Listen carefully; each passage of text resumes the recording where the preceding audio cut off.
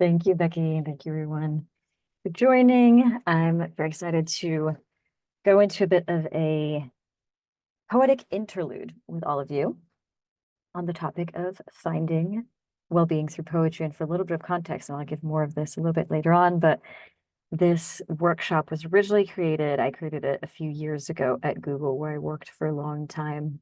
So it's an absolute delight running it with hundreds of different people with very different, day jobs, and then outside of Google with a lot of different areas of interest. So this is very much for the poetry newbies and aficionados alike. But I would like to start by actually asking all of you a question, and you can drop your answers in the chat. And that question is, oh, the graphics are from a website. I will remember it, but ask me at the end. I can find the source. Thank you. I love them too. So sorry, the question I wanted to kick this off with is, what is your relationship to poetry? And that could be just a word or two, a sentence. It doesn't have to be complicated. Maybe the relationship is complicated. Maybe it goes way back. Maybe it's brand new.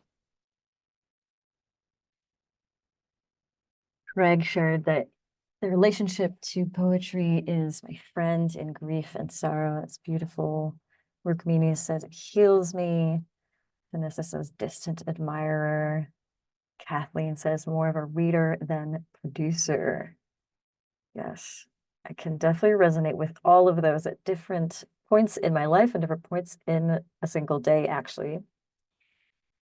And I'll share a little bit about my relationship to poetry. So I am, at this point in my life, poet and author, also an AI designer. We won't be talking about AI in this session, but the design of language has very much followed me in my life. And yet my beginnings with poetry did not start out in the most inspiring way. So I grew up in France, where poetry holds a lot of weight in culture. It's actually taught as early as primary school and then all throughout middle school. But what I remember from that experience in primary school is having to learn poems by heart and recite them in front of the class.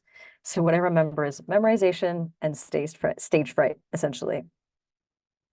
I did, however, go on to study literature in high school and university, so I kept up this love for language as an art form, but I was spending most of my time writing about the works of other people. And a little fun fact is that, at least when I was growing up in French public education, there was no such thing as creative writing classes. So I also grew up with a belief that you're either born a poet and a writer or you're not. That relationship shifted significantly when I moved to the States, being half American in my early 20s. And I moved to New York, which I think is its own, its own bubble of Northern America. And something happened. I went through a romantic breakup, as cliche as it sounds, and I had been writing in different capacities. I spent a lot of years doing academic writing, journalism. I was a political speechwriter. And so picking up my pen to journal about these big questions of who am I? Where do I want to go? Who do I want to, build a life with? Started writing about all these things every morning, journaling, stream of consciousness. And that's when something else happened. Towards the end of these journaling sessions, I caught myself playing with the music of words, with the rhythm of sentences. And there was something incredibly playful and pleasurable about this way of writing. It was so different from the very linear, analytical, structured writing that I had spent most of my life doing. And I had an aha moment where I thought to myself, is this what they mean when they say poetry?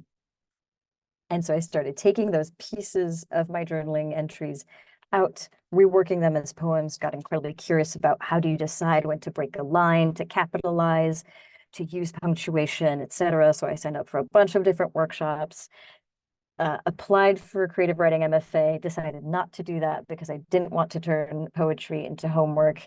Long story short, I now have a book, an album of poetry and music, and this workshop that is very much a passion of mine. And the reason for this workshop is for all the things I did not expect to discover along this encounter with poetry. And what I mean by that is that I discovered all these ways that poetry could be an incredible tool, or I would even say ally. I think one of you used the word friend. So I think poetry can be an incredibly powerful and undervalued companion to face our daily struggles. In other words, it's an amazing ally to find well-being. And so in this workshop, I'd like to share with you at least 3 ways. There are more, but at least 3 ways in which I think poetry can really foster our well-being, and we'll get to experience them. The first way that I found that poetry can support our well-being is because of its musicality. I mentioned that's what tipped me off in my journaling sessions. There was something musical in what I was writing. And being the nerd that I am, I did a little bit more research, and I found that there are small-scale studies that show that the parts of our brain that light up when we listen to music are the same that light up when we listen to poetry. And in one of the studies, they asked the participants, after scanning their brains, to identify on a sheet of paper which lines respected poetic constraint and which lines didn't. And the participants couldn't necessarily do that, meaning that their brains had, quote unquote, appropriately reacted to poetry. They had sensed a poetic quality to the language, but then when given the lines, they didn't necessarily recognize them because they didn't necessarily know what poetry formally looks like. So in other words, I like to say that any body, literal body, can understand poetry, even if you don't intellectually or cognitively recognize it. And T.S. Eliot says this beautifully in this quote. He wrote that genuine poetry can communicate before it's understood. The same way that your favorite song communicates something to you without you intellectually needing to explain or understand why your favorite song is communicating something to you. The second reason that I found that poetry could be an incredible ally is because poems are mindfulness practices. And what do I mean by that? I think poems bring us into the here and now. And there are many studies that show that a wandering mind is an unhappy mind, and the opposite of a wandering mind is a mindful mind, a mind that is aware of your thoughts, your emotions, your physical sensations at any given point. And so how do poems help us cultivate mindfulness, cultivate that presence to what's happening here and now? Well, if you think of a poem as, or in contrast with a novel, a play, an essay, other forms of written art, they're usually shorter, not always, but usually shorter, and they almost always use line breaks. It's not the case with prose poetry, but for any other type of poetry than prose, there are line breaks. So there are these defined units that literally have space on the page for your gaze to both relax because of all that blank space, but also focus in on the object of your attention. And once you start reading the poem, it invites you into its rhythm because of the line breaks. And as you're invited into its rhythm, that is very much its own, you can try and rush through a poem, but if you do, you're probably reading a completely different poem. I know I've rushed through entire paragraphs of a novel, and you get the general narrative arc. Probably not the best way to read a novel, granted, but the poem really invites you into its own rhythm. And once you're in its own rhythm, you start to notice all the little details, where the line breaks, what the last word in that sentence is, which always has a little bit more weight because it's the last word, what type of punctuation is used, where stanzas break. And that focused attention to detail, in my opinion, is a mindfulness practice of its own. And yes, please feel free to pop questions into the chat for later. I'm going to flow a little bit, but we'll have time to obviously go back and forth. So in the words of Roske, who's a tremendous poet, he writes that poems are made of lines which are actually breaths. And so the poem's rhythms, its time, is at the scale and pace and tempo of the body. That's very similar to descriptions that you might find of meditation or mindfulness practices. And then the third way that I think poetry is incredibly powerful to support our well-being is in its ability to foster both empathy and experiences of belonging. Now, how does it get us to experience empathy and belonging? Well, the first step is summarized in this quote by Claire Morgan. She's the founder of the Creative Writing MFA Oxford and the author of multiple books, but one of my favorite, which is called What Poetry Brings to Business. And she writes, poetry is a vehicle that uses language to get beyond language. It's a meaning in motion that inhabits both logical and non-logical realms. Why is it important that poetry inhabits both logical and non-logical realms? Well, again, if you compare it to other art forms, maybe painting or dance, poetry uses this very familiar thing to us, which is language.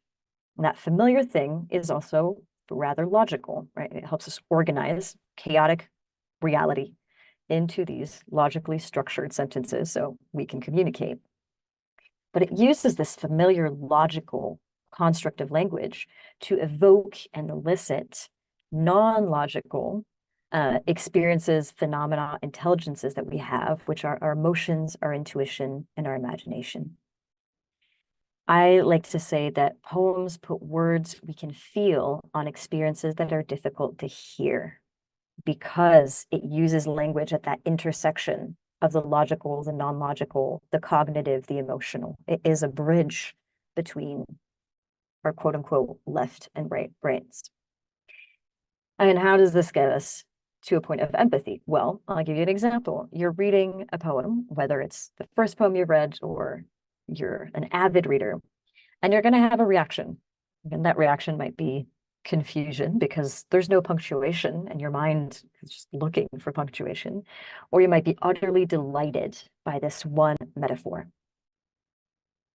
The poem becomes a mirror for you to feel that experience, but then you can go back to that familiar thing that is language to start and unpack that reaction that you had. It might be a little less easeful to look at a painting and start to analyze, why is it that this color makes me feel this way? Maybe that's a natural language for you. But for all of us, we can go back and look at the words and start to understand, why did these words trigger this reaction in me? And then you can start to learn about yourself. So that is for the self-awareness piece, right? Poems are mirrors for us to better see ourselves. And self-awareness is one of the big pillars of emotional intelligence, which just helps us navigate the world more easily. When we interact with poems as these mirrors that show us to ourselves, I think something even deeper is happening. And this is where we get into empathy and belonging. And I'll give you another example. Years ago, I was walking home in Brooklyn in the evening. I think it was a Sunday night, walking home from a friend's place. And I'm listening to David Whyte, who is a poet and a philosopher. And I'm listening to him give his TED Talk. And he gets to this poem that he's reciting that's about the pilgrimage, the Camino of Santiago that goes through France all the way to the corner of Spain. And he's reciting this beautiful poem. I'm walking, the poem is walking with me. We're in this collaborative journey of movement. And he gets to these lines. You were more marvelous in your simple wish to find a way than any of the gilded roofs of any of the destinations you could reach. And I stop in my tracks and I start crying and laughing, which I call craffing. And what happened in that moment, the reason for this kind of explosive expression of emotion through the craffing, was that the order of the words that David Whyte chose to express what is essentially a very simple message, right? He's saying it's the journey, not the destination, and you are enough. But he didn't use those words. He used those two lines. You're more marvelous in your simple wish to find a way than any of the gilded roofs of any of the destinations you could reach. That poetic phrasing cut through all my noise and spoke to a part of me that really needed to hear that. And only in those words could I hear that. And in that moment, although I was completely alone in the street, I did not feel lonely at all. I felt understood by the poem. I felt understood by David White, who obviously I don't even know.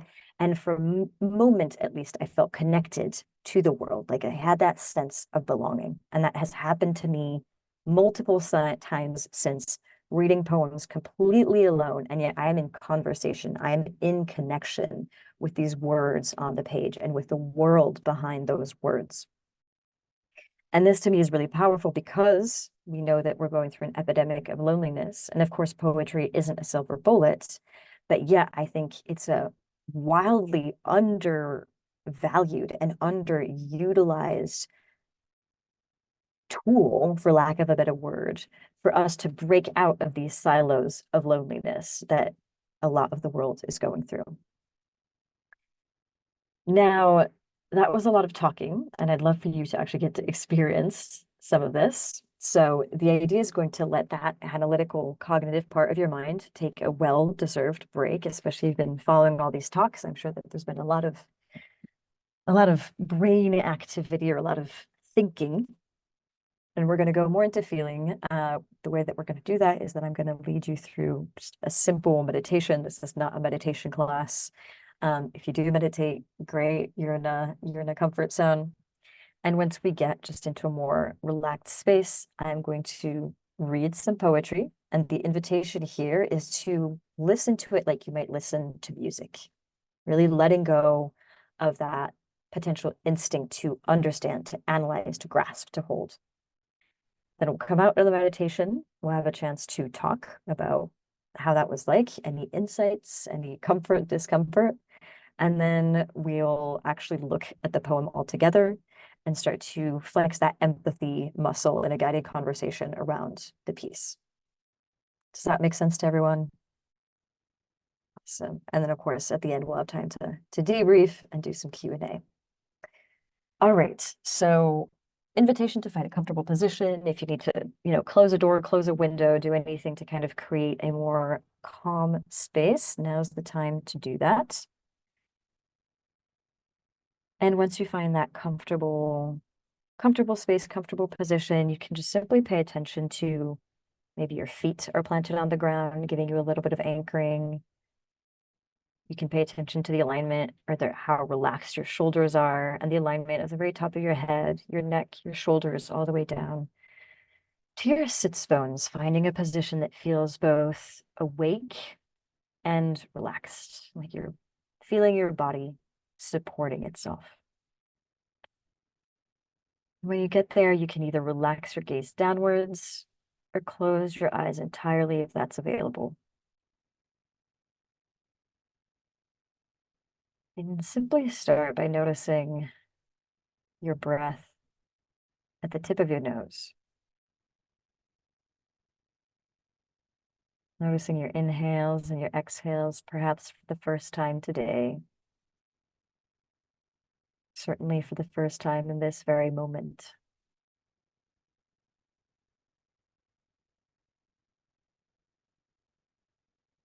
And noticing if there's a tendency to change your breath as you observe it.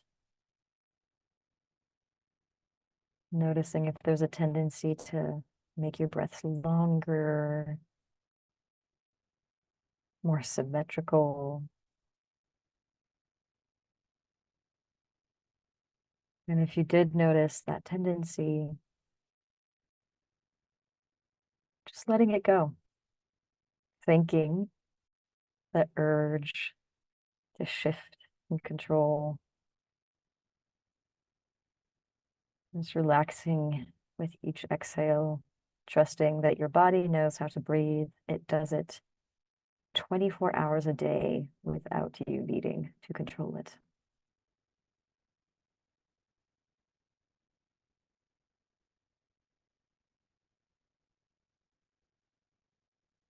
Perhaps noticing the rise and fall of your chest or the rise and fall of your belly.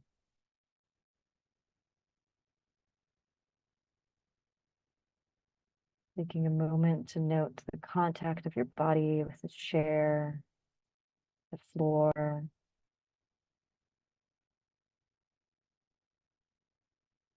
Noticing that you are held by whatever surface you're sitting or standing on.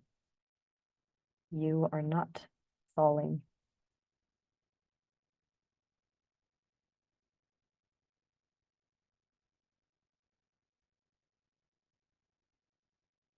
And now letting your attention shift from your body to any sound that you can hear very near you. Perhaps it's the sound of my voice in your ears. Perhaps it's the sound of your own breath.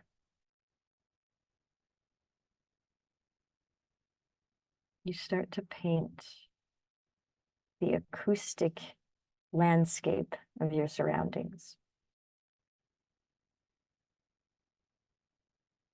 And getting curious, letting your attention wander a little further away, noticing any other sounds. Perhaps the hum of your computer, sound of another appliance, air conditioning or the heating in the room that you're in. Starting to fill the space that you're in with this very curious attention that wants to discover every single little acoustic detail.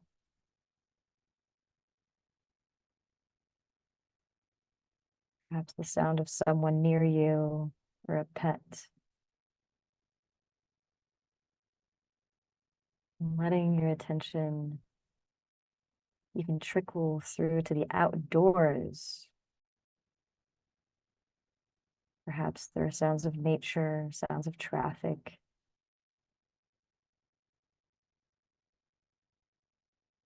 And painting as detailed an acoustic landscape of your surroundings as possible.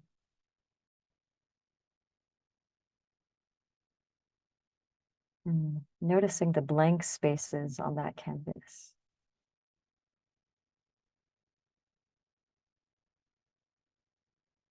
Observing that to hear a sound, you need to hear the absence of sound around it.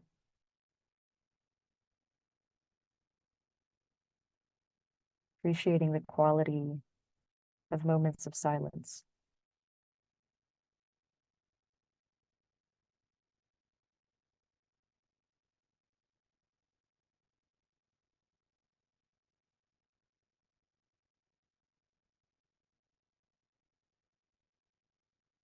And holding that attention to detail for the next couple of breaths.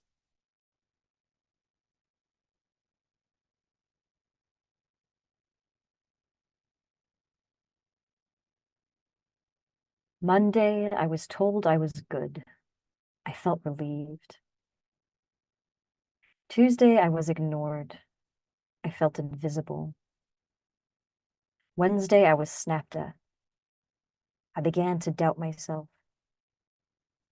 On Thursday, I was rejected. Now I was afraid. On Saturday, I was thanked for being me. My soul relaxed. On Sunday, I was left alone till the part of me that can't be influenced grew tired of submitting and resisting. Monday, I was told I was good. By Tuesday, I got off the wheel.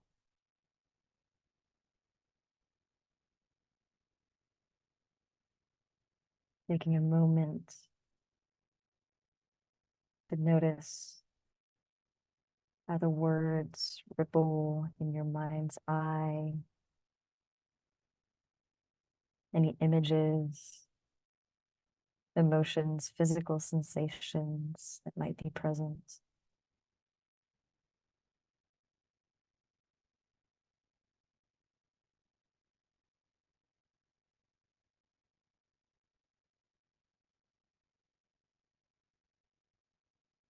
And then with your next exhale, coming back to observing the sounds around you.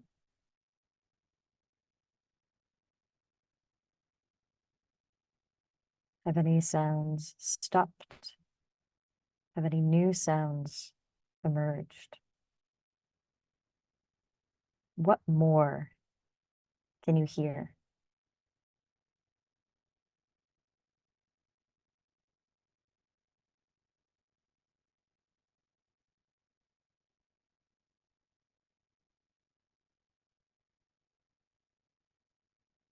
Monday, I was told I was good.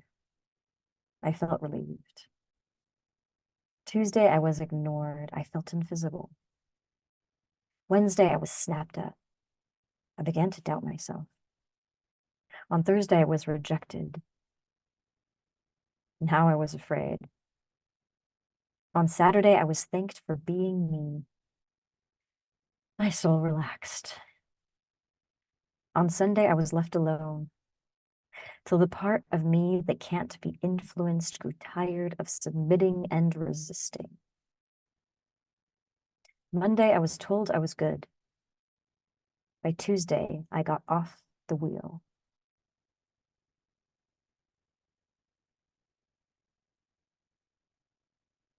Taking a few more breaths here, observing where your thoughts might have wandered,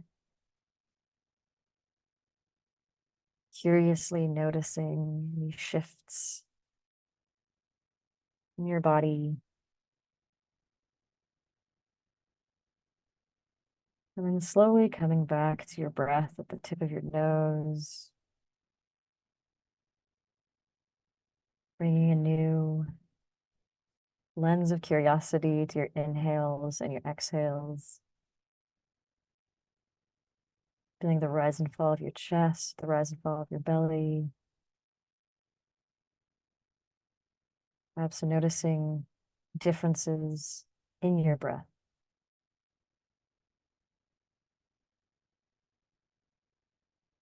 And then in your own time, can open your eyes and come back into the room.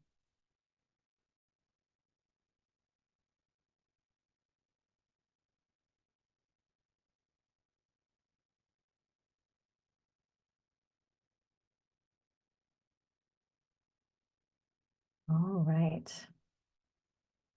Thank you for traveling inwards and hopefully outwards as well. I would love to hear either in the chat. Yes. So I'm going to share the poem with you for the next exercise. So you'll get it with the title, author's name, and all of the above. But I'm very curious how that felt to experience the poem in sound only without being able to see it. You can drop a few words in the chat, or you can just, unmute and share more out loud with the group. Obviously, no wrong answers. If you fell asleep, maybe you just gained the awareness that you're tired, and that's something. Craig, yes. Yes, and that was a beautiful poem. It felt like the emotional roller coaster of life itself. I felt badly for Friday, though. It got left out.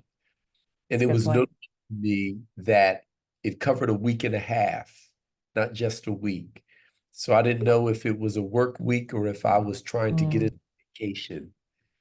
And then I have to tell you that it occurred to me that while there are the words of the poem, um,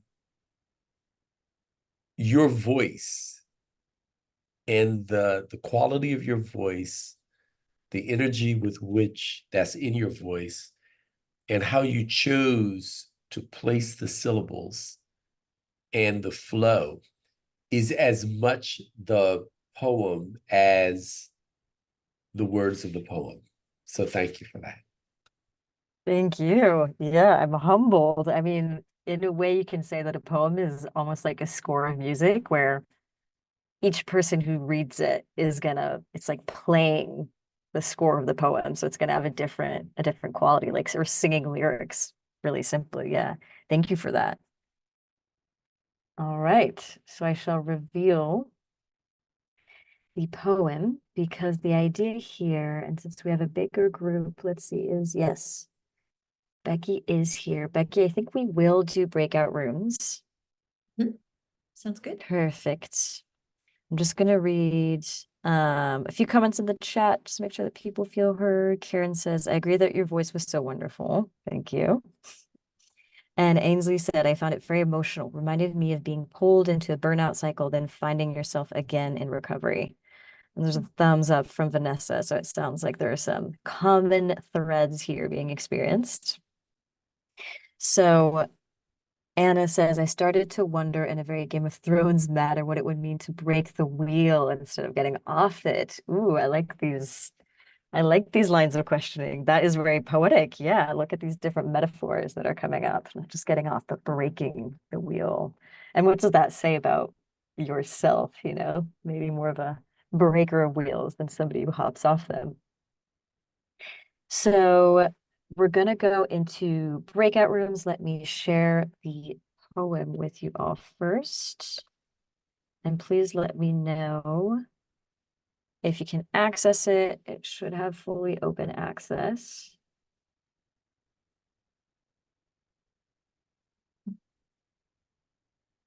And I'm seeing some folks. Yeah, I'm seeing some folks connect to it. So yes, this is called Thinking Like a Butterfly by Mark Nepo. And I feel like the title could be unpacked as well. I have many questions about that title. And this is going to be a very simple breakout room situation. We're going to break out in groups of two so folks have a little bit more time to interact. And I'm just asking you one really simple question, which is in your room individually at first, take a moment to read the poem. And then you're going to pick one or two verses that really capture what the poem is about for you. And another way to think about it is what is the heartbeat of the poem? That part of the poem where you felt its punch, where you felt it deliver the crux of its message. And I say individually before sharing it with the other person because you might have different readings. I believe that there are as many versions of a poem as there are readers because poems are very open-ended forms of writing. And in that sense, they're very collaborative. They don't give the writer all the answers. We have to read answers into the poem. But what's more interesting is that if you have different readings with the person in your group, you might gain an entirely new perspective that you never would have thought of. And now you have two poems for one poem. And again, in this group, we could have 15 versions of this poem, 15 new points of view. And this just goes to show how we can use poems as a tool to practice empathy, obviously, get into other people's shoes, and also think more innovatively by thinking outside the box. Pick your lines, and then each person in the group has 2.5 minutes to explain to the other person why they picked what they picked. That's the loose framing. So pick your lines, explain to your partner why you picked what you picked, and then we'll come back and talk about it. Well, first of all, thank you everyone for diving into conversation with your conversation partners. I would love to hear maybe in the chat, just because time is of the essence, which lines stood out to people the most. It's the kind of, this will be our quant survey part. What lines or what verses of the poem did you all most discuss, I would say? You had to pick one. Which ones? Okay, we have the on Saturday, I was thanks for being me, my soul relaxed. Rachel shared.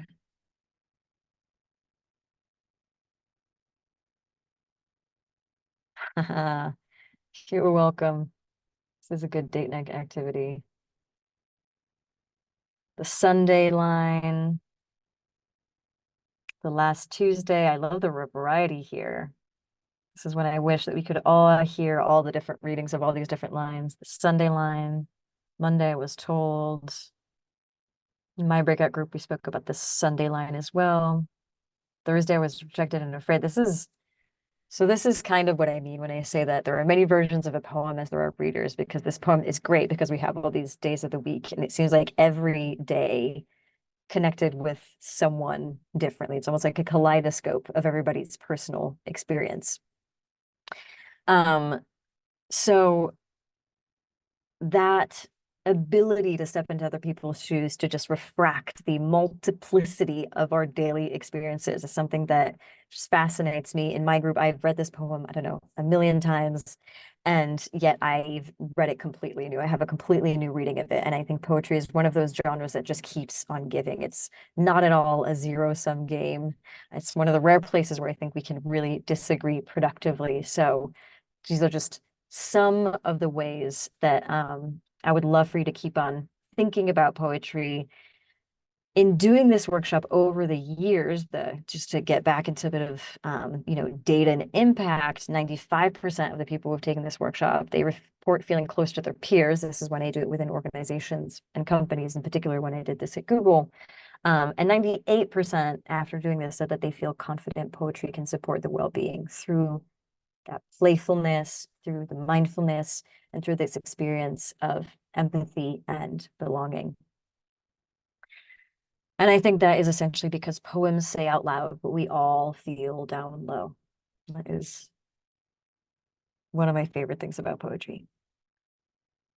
If you want to keep on sparking insight, I made this free playbook with some of my favorite poems, this one included. It's the first one in there. Feel free to download it. It's, yeah, again, completely free. There are some journaling prompts, some reflection questions. If you like this type of conversation that we got into, you can either, print it out and bring it to your family, your friends, your students, whoever, or you could just use it with yourself. It's a kind of reflective tool. And I do this work with organizations and teams. So I feel like my team would benefit from having these types of conversations and stepping into other people's shoes and sparking, new points of view through poems. Please feel free to reach out. My email is at the bottom here, and I'll also drop it into the chat. And I think that is all. So we have a few minutes to actually chat, question, thoughts, comments, poetic insights, and aha moments. And just while people are thinking, thank you so much, Lauren, that was really fun. The breakout rooms were really fun as well. So I enjoyed all that. Yeah, I had a great conversation. Lois. Hi, Lois. Do you want to ask a question? Yeah, thanks so much, Laura. That was wonderful. Because I saw on your website you also have some interesting AI as well. So I'm wondering how you combine mental health, AI, and poems in your work. That is a great question. They intersect to varying degrees. I will say one of the probably more focused example is that I spent a good amount of time designing conversational agents for mental health applications. The way that poetry feeds into that is more the attention to the impact of words, just the emotional weight of words, especially when you have a conversation about mental health. So I'm not writing poetry, I'm not training conversational AI to necessarily write poetry, but to just have that mindfulness of language. And so and so then the interaction that you're having with the agent is also linguistic, and my background is very much in linguistics. So that's just a little snippet of the intersection of those worlds. And also Lauren gave an amazing opening keynote, Lois. So I can email you that link, or if you join later on, I'll make sure you get that. So she had much more time to dive into the intricacies there. So yeah, I think we do have time for one more question, and then I will end the Zoom session and get the new speakers in for the next session. But please, yeah, if there's a final question for Lauren or a comment that you'd like to make.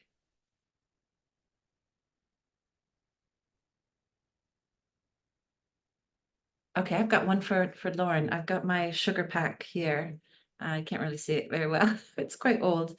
And it says, imagination is more important than knowledge, Albert Einstein. So walk me through your thoughts about that quote, because it's quite a deep quote and it can be perceived in one way from a computer scientist or artists, etc. So yeah, what are your thoughts on that quote? Yeah, it reminds me of another quote by Lucille Clifton who says, "Poems come out of wonder, not out of knowing." Ooh, love And that. I think both of them always remind me of this, idea of the left brain and the right brain, a more cognitive approach to knowledge in the world versus a more emotional or even somatic approach to the world. And I think both are, tremendously important and valuable. I just think that we've overemphasized the knowing, the more cognitive, quantifiable approach to the world. And we've just tuned out of our ability to perceive and understand troves of information out there. Again, whether it's just your body's giving you information about how you're feeling at a given moment, or I think in the case of poems, it's really tuning into just your environment, like what is here in the moment. And when that environment is made out of humans that are extremely complex, what even only in their language, let's say in the words that they use, there's so much information that's there. And I think about, in the workplace, how many moments of connection with a coworker who might be going through something difficult are we missing? Or even more cynically, how many great ideas for the next innovation are we missing because we're not really paying attention to the language and the words that we're using? And yeah, I think it's high time to start flexing the muscle of wonder. And in your quote, can you remind me the quote? There was knowing and Yeah, so imagination is more important than knowledge. yeah. Yeah, because also imagination is boundless. Knowledge, it's there, right? It's established. And so to gain knowledge, you have to imagine something that you don't yet know. And I think poems do that. They get us comfortable in the not knowing, because poems ask questions. They don't give us answers.